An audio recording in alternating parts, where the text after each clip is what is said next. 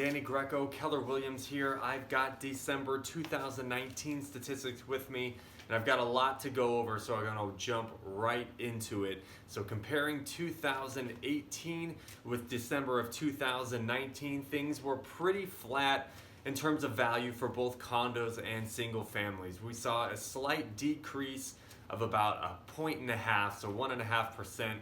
Lower median value in December of 2019 for a Seattle single family home. That's now checking in at about $727,000.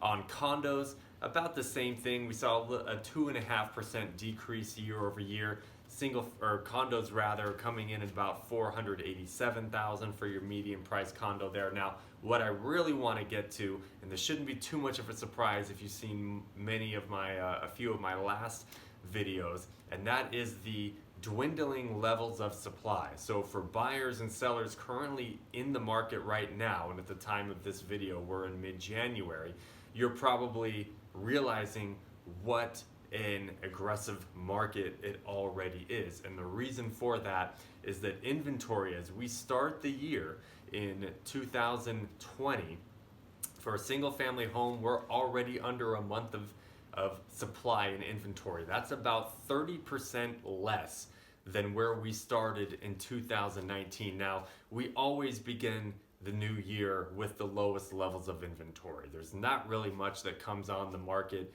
in November and December, and much of what is selling in those months, even maybe into January, is stale and older inventory that's been listed back in the fall, September, October, something like that. So we always enter January at the lowest levels of inventory. What's impressive is that despite having about 30% less homes on the market than we did at the end of 2018, about 21% more homes are selling and another 30% more homes going under contract. So buyers are doing more with less, which just indicates how much stronger that buyer market is from a competitive standpoint. So more buyers are out there purchasing less available homes. And if you're in the market right now, you can attest to how competitive things have gone. I know personally, my buyers have been involved in multiple offers of no less than 8 offers on a single house. And sometimes those are approaching 20, 25 offers for some cases, which, by the way, quick PSA, if you're ever reading or hearing anything about there being 20, 25 offers on a single house, that's just a poor job by that listing agent of pricing that house to begin with. That home should have never been listed that low to begin with, and maybe they still would have got 10 or 15 offers, who knows, but you shouldn't ever be getting that many offers on a house if it's appropriately priced.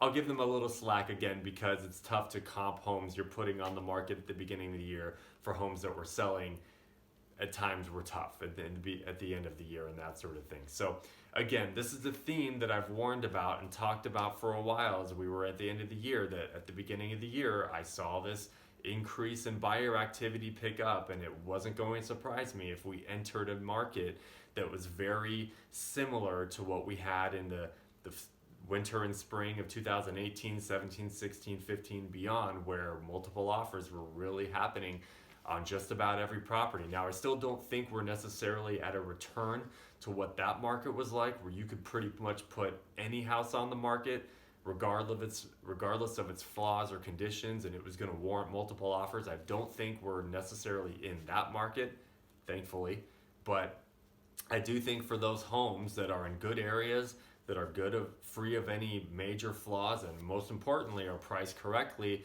I strongly think those houses, regardless of any time of the year or any market, are going to continue to warrant multiple interested buyers. So nothing that we haven't been talking about for a while, and that's starting to play out, and it's starting next month. I think we're really going to start to see some year-over-year appreciation. So stay tuned for that. So quick note to end. The winner, the neighborhood that experienced the most appreciation year over year for December, was Central Seattle. So your Capitol Hills, Montlakes, Central District, Leschi, those areas, about 4%, 4.25% or so to be the exact increase in median home value. So they take home the gold prize. But anyway, we'll keep monitoring this as we always do. In the meantime, check in, subscribe, like, let me know if you have any questions or see any videos you would like to see too.